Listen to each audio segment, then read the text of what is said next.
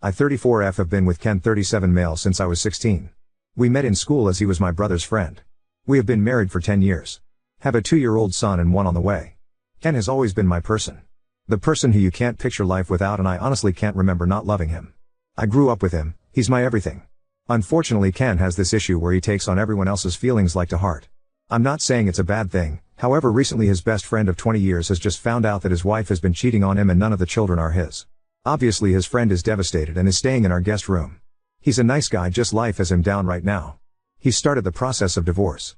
The more time Ken spends with his friend, the more depressed he's become. And distant. Our mornings used to start where I would wake up at 6 a.m. with our son, make breakfast, then about 8 a.m. I could wake Ken up with a coffee and some breakfast before going to drop little one off at nursery and go to work. Ken works from home most days, only going into the office on a Monday. So I'd give him his coffee, he'd give me a kiss, and then I'd go off on my happy little way.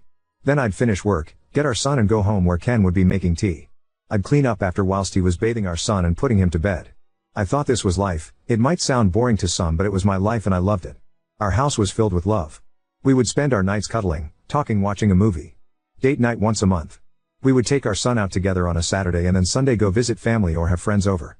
You get the picture, I'm rambling. Sorry. Anyway, for the past month things have been changing. Ken is more depressed. I make him a coffee in the morning and just get a mumbled, "Thanks."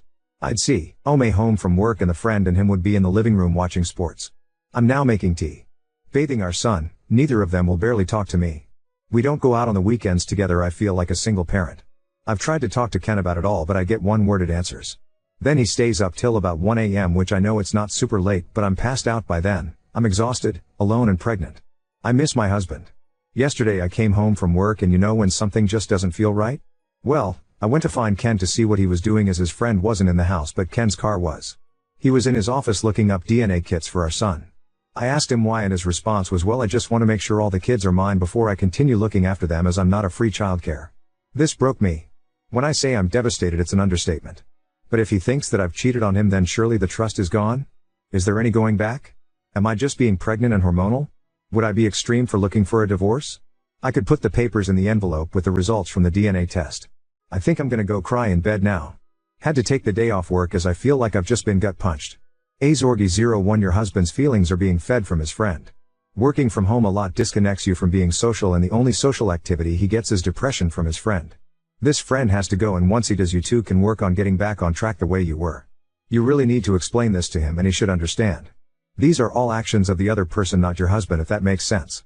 Get through this and you two can be that much stronger, but as long as this other person is around, I feel it will only get worse. Update 1. Weird how telling complete strangers that I'm struggling with life seems to help. So I think after my pity party, which couldn't last long due to being a parent, I called my stepmom and dad. My mom died when I was 10, they are coming to stay with me on Friday. Crying on the phone helped, although I'm not really sure they could truly understand a word of what I was saying. I've spoken to Ken, well, more like spoke at Ken, telling him that his friend is till Thursday to leave. I'm not a monster and can't just tell him to leave at the drop of a hat. I've also told Ken he needs to leave too. Whilst yes, I could go to my dad's house, I don't want to disrupt my little one more than needed, and all the things for my baby is here too. Especially as I'm 8 months along, it just seems stupid for me to be the one to leave. I've made it a point of not pointing out it's my house either. I'm trying to be calm and sensible. I'm not 100% sure Ken listened, but I did message his sister, who is a force to be reckoned with, and she said she will make sure he's gone by Thursday night. Things I've told Ken I want is, yes, he can have the DNA test, but I will be damned if I'm the one to do it. He can also have one for the baby, as I ain't got shit to hide. I know that some people have questioned why I'm so against it. Let me make something clear. I would never cheat because, as I said in my last post, Ken is / or was I to know, my person. He's the only man I've ever been with. So that isn't any concern of mine. I'm just hurt that he wants one because clearly he doesn't trust me. So things I want him to have the DNA tests, mainly so I can make him eat the results. Not literally, I'm just venting. I'm also going to suggest couples therapy. I already see one due to losing my mom and my little sister in a car crash when I was little. I want to suggest he sees one alone, but you can lead a horse to water but can't make him drink it. I don't want to force him to do anything he doesn't want to do. I want him to maintain contact with our son. Yes, he doesn't believe he's the father right now, but that's no reason he should neglect him, as he's his and I don't want to upset my son. Yeah, he's only 2, but still he deserves all the love from both his parents. He's done nothing wrong. Then obviously this one when he or she comes along. Still not sure about the state of my marriage, but even if divorce is what happens, I need to be able to get through to him so he can be the father he was. Am I going insane? Do I sound insane? I don't know why writing here helps so much. Update 2. Following my 2 other posts, I will answer some questions. Yes, it is my house. It was left to me when my mom died. I have lived here all my life. I didn't move out because I have a child and one on the way, so why should I be the one to leave? I get that some people believe I was the off for asking him to leave, but as I was heavily pregnant, have a toddler and it's my house, I wasn't about to leave. Yes, he could have stayed, but have you tried living with someone who just wants to argue or just not talk? I'd prefer my child not to live in that environment. Thank you. At the end of the day, I'm a mother first and a wife second. If you think that's harsh, then I don't know what to tell you.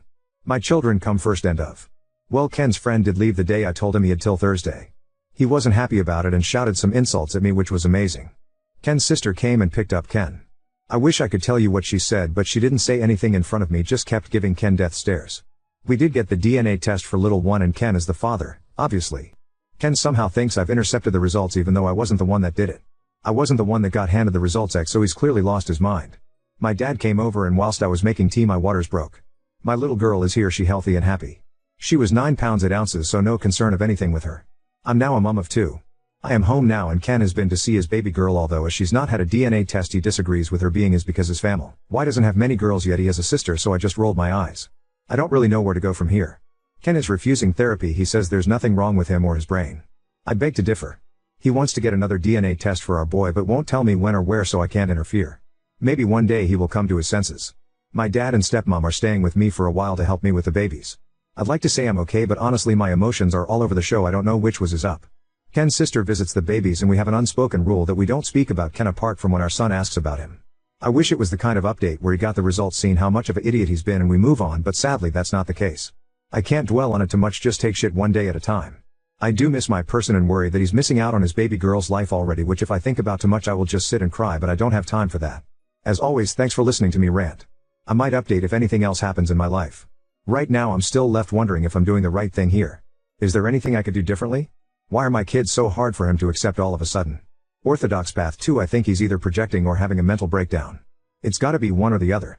I'd tell his sister to tell him to get help or it's over. I'd make it clear if he doesn't go to therapy/counseling or whatever that a divorce is imminent. Orthodox path 2, I'm starting to think it might be a total mental breakdown and his friend egged it on. I can't imagine what would cause such a sudden switch in personality otherwise. Post username, I think he is now in denial because he wants to not be the father, otherwise he screwed up his whole life for nothing and that would be more dangerous to him than being depressed. BC, his wife cheated, but at least be validated, but also is it possible to have DNA result in 4 days? Update 3. Things have been bizarre but now I have closure. I know what's happened to my marriage. I know what scum Ken really is. He's not my person and never truly was. So now I just want to divorce him, cut my losses and move on with my life. I'm still at home with my babies settling into motherhood. My dad and stepmom are still here but they will be leaving soon once I'm more emotionally stable. To say I'm okay would be a lie, but I now know what I need to do. I have some sort of closure with Ken. I know what happened with him and I know that it's not my fault. Turns out Ken was having an affair and has a baby on the way. Even typing that makes me want to throw up. I found this out when a visibly pregnant lady just knocked on my door and asked me when I would be leaving the house, as it's Ken's house. When I say this confused the crap out of me, I mean it. I talked to this woman for a while to try to work out what she was talking about. It turns out that she's Ken's side piece. Well, technically in her head she's his fiancée. A month ago Ken got down on one knee and proposed to her in my fucking kitchen. Classy, right? So they have been seeing each other for a while. She's having his baby. She believes I'm the ex-wife who Ken is letting him stay in his house till I get on my feet. We apparently broke up a few years ago and none of my kids are Ken's. When I go to work in the mornings Ken goes to her house and works from there. They were waiting for marriage to move in together. How you trying to marry someone when you're already married? Fucking weirdo. I asked for proof of all this. She has pictures of them together. Apparently she has a account that they make content together. I told her we are still married and explained everything to her. I'm not sure what she's going to do. But hey, not my circus, not my monkey. Now I want a divorce. Is it true that once you talk to a solicitor about divorce they can't represent the purse on your divorce? I want to go around our town and meet with as many solicitors as possible, as the first hour is free so that he has a very hard time getting representation. Is that too petty? The house is in my name only and is protected, so there is no way he can take it. I have all my money and we do have a joint account, but that's just what we put our share of household bills in. I haven't spoken directly with Ken. His family have completely cut him off and he's been kicked out of his sister's house. All those people that was concerned about him having tumor or something wrong with his brain, I really don't think that's the case. I think his actions just caught up to him as his lies were going to come out once his baby was born. I think that's what happened. He got backed into a corner and tried to fight his way out. Through divorce process I will get the court to do DNA testing so he has proof for both. Even if he chooses to not believe it. I'm mentally exhausted from all of this and sat wondering how I didn't notice. Might have to go for an eye test. But honestly, would I be so wrong for just making his life as difficult as possible to get legal advice, or is that too far? I want him to suffer. Juliax 1984. I'm a legal assistant. When I worked for the state, we would have a lot of opponents representing themselves without lawyers, either to save money or because the opponent was an insane conspiracy theorist. You might think the attorneys I worked for would be glad when their opponent had no attorney because that makes for an easy win, right? Wrong. Our opponent having no attorney and no idea what they were doing just made the process overly complicated and painful and annoying and dragged it out. True, there are insane conspiracy theorist attorneys out there, too, but the vast majority of the time, once the defendant realized they were in over their head and hired an attorney, it made the process go smoother and faster. I know nothing about divorce court, but I hypothesize sabotaging his attempts to get an attorney will make the ordeal worse for you, too. You have proof of infidelity, the house was acquired before the marriage, you have this in the bag already. Just go through the motions of serving the paperwork, letting time pass, etc. The less shenanigans anyone causes, the smoother and faster it will go. I don't know if STBX has a motive to drag the process out, but preventing or delaying him finding an attorney is no protection against that. Update 4. I'm okay. I totally just forgot about my ramblings on here lol. I'm doing okay. I'm officially divorced from Ken. It took a long time to get to this part of my life, and at some points I actually felt like I was drowning. Both of my kids had a DNA test through the courts and they are Ken's. He still doesn't believe it. Not my problem though. Ken is now in prison for domestic abuse. I'm not 100% on the details because I wasn't involved. It was his side piece. I'd love to say that sometimes I don't break down in tears and I'm completely over it. But I'm not. I've now gone back to work though after my maternity leave was finished. I got a promotion. And now I'm used to living with just us three. My kids keep me going and I'm so proud of them. They go visit their grandparents and dad's side of the family and they have been so lovely and supportive. His sister is still amazing. I don't really know what else to say. Just I'm okay. I'm divorced and my children are thriving. I can't thank Ken for a lot of things, but I'm grateful for my children. Now on to second story. Husband ate all my post-surgery diet food and called me a baby when I cried, leaving our 11-year-old to help me instead. I just had surgery on my stomach and intestines almost 2 weeks ago. Because of the surgery, I have to adhere to a very strict diet until I'm fully healed. If I stray from the diet, it could cause severe complications and possibly lead to death. So for the first 2 weeks after surgery, I can only eat, a full liquid diet. The most solid thing I can eat is pudding. I can't even have soup with any chunks of veg/meat in it, even if they're soft. There's not a lot of variety to choose from and I'm not having a good time at all. Plus I'm still having pain from the procedure and some nausea, and I've had to go in for 4 fluids and iron twice now. Prior to surgery, I meal prepped for myself and for the family so I wouldn't have to worry about it after. I made meals for myself for every stage of the diet and with specific macros/ingredients to meet my needs and comply with my other health problems. For example, I have celiac disease, so everything has to be gluten-free. I also follow a low sugar/low carb diet, so everything had to comply with that as well. I also made meals for him and our son, meals specifically requested by him. I stocked up on snacks they liked and asked for. We also have a fairly strict budget right now, so I made everything from scratch to save some money. About 1/4 of everything I made is in the freezer attached to our fridge for convenience sake, the rest is in the deep freeze in the garage. So most of the meals in the house freezer are gone, so I went out to the garage to restock. All of the meals I'd made for myself are gone. Just completely emptied out. I'm really upset because I have no energy right now to make more. Living off of liquids and having anemia will do that to a person. My diet is, hopefully, progressing to soft solids tomorrow, so I was really excited to be able to eat some of the food I'd made. I asked him about it and he blamed it on our son first. Which I know is BS because the kid hates all of my special food with a passion lol. There's no way he'd be sneaking my food. So I questioned my husband again. He admitted to it, said he'd been taking my meals to work as his lunch because he was too tired to make his own lunch before work. He has always made his own lunch up until now. He also said he was bored with the lunch he makes and my food provided variety. I am exhausted. This recovery period is kicking my ass. Before surgery, I ran a mile every day. Now, I barely have enough energy to walk up the stairs.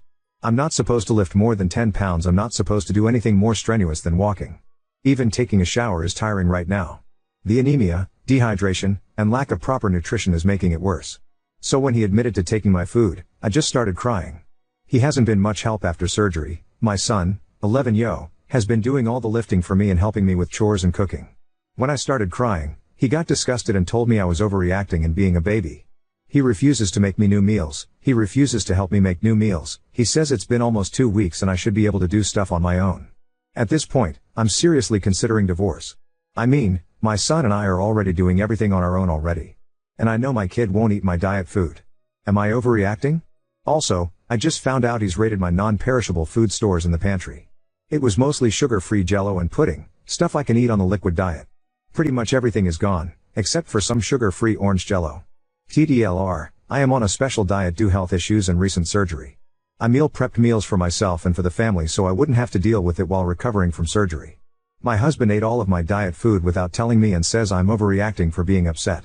Update 1. I tried to read all of the comments but there are so many and frankly, I'm tired so I'm sure I missed a bunch. I apologize for that. Anyway, so it's been approximately a week since my post and I'll try to answer some questions and let everyone know what's going on. The food I had in the deep freeze in the garage was for the next stage of my diet, which is soft foods with a high protein content.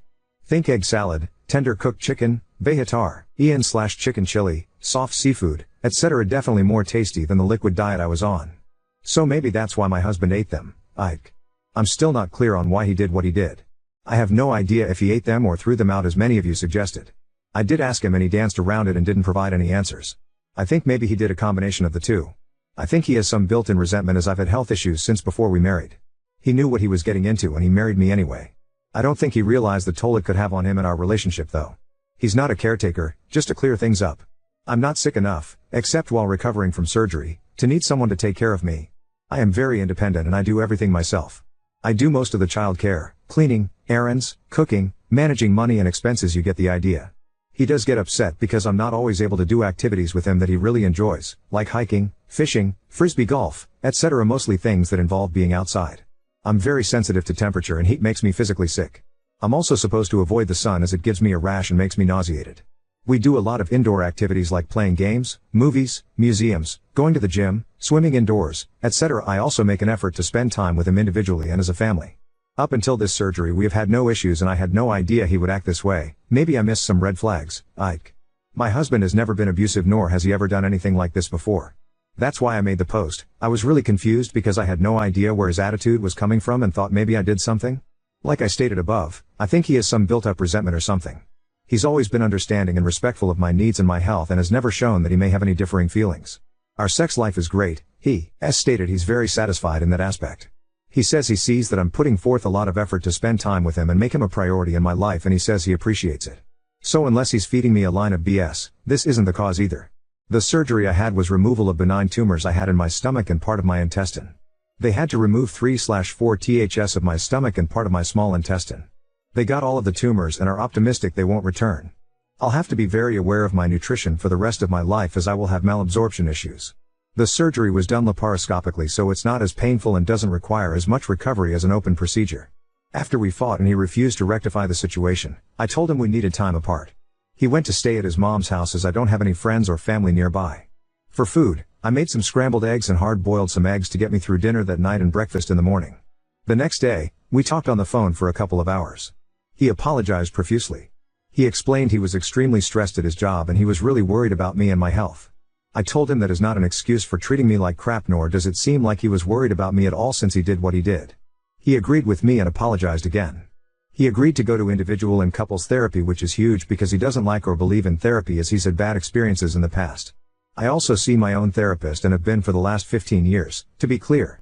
He also agreed to buy all of the groceries to replace all of the food he took and he agreed to make my meals for me with a little guidance as he's not great at cooking. I made it clear that if he doesn't something like this again, there will be no more chances given and I will file for divorce. He also apologized to our son for putting more responsibilities on his shoulders. My husband is now back to staying in our home. He has been doing all the things I'm not supposed to do and he's working on remaking all of my meals. I've been teaching him how to cook easy meals for him and our kids so he can do so in the future. He's been nothing but polite, sweet, loving and respectful. He's also been putting forth an effort to take on more responsibilities in the house so I'm not forced to have to do everything. I am, however, worried that this is all just a temporary fix because he wants to avoid divorce. I'm keeping an eye out for red flags. I'm not willing to put up with poor treatment. I'm just waiting for him to get comfortable and revert back to old habits. So we will see what happens, only time will tell. To be clear, he's never treated me badly in the past, which is the main reason I decided to give him a second chance. I'm really hoping it's an aberration. As for his stress at work, his place of employment is severely understaffed at the moment. He's been going to work early and staying late to help them with this issue. He's tired and cranky, which is understandable. Adding my recent surgery on top of things and he just couldn't handle it. He knew my surgery would be complicated and he says he's afraid I'd die or end up with complications. This is understandable as well. I'd feel the same if roles were reversed. But he does agree that none of this gives him an excuse for his behavior and he's agreed to work on it. He says he is very satisfied and happy with all other aspects of our life together, and he says he's really disappointed with himself for the way he acted. Again, we'll see how it works out. I'm taking everything he's saying with a grain of salt.